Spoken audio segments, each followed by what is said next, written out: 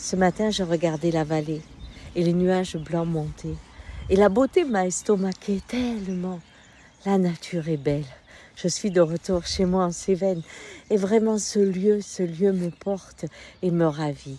Et en laissant mon regard se noyer dans tant de beauté, cela m'a rappelé que quand j'avais une dizaine d'années, j'ai eu une amie qui est venue avec moi au temple, puisque je suis protestante. Et à ce moment-là, elle me dit, tu sais, c'est pas beau votre église, parce qu'il n'y a rien dedans. Ah, je lui dis, parce qu'on n'y met que Dieu.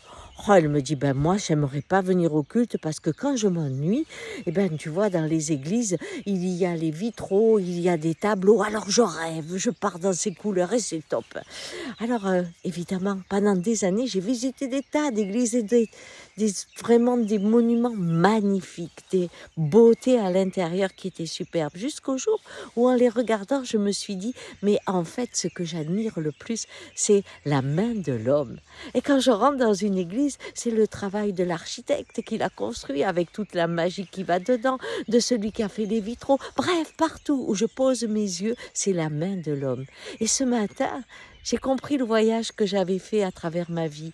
En regardant cette beauté, je me rappelle avoir dit, Pierre Rabhi, quand il parle des cases dans lesquelles on vit, on est enfermé dans des cases. La première des cases qui nous a enfermés, c'est de mettre Dieu dans une boîte. Parce qu'à ce moment-là, on a célébré l'homme.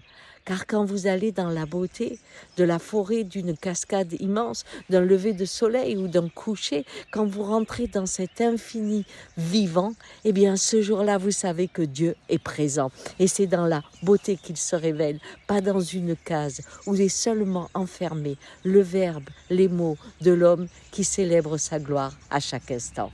Ciao!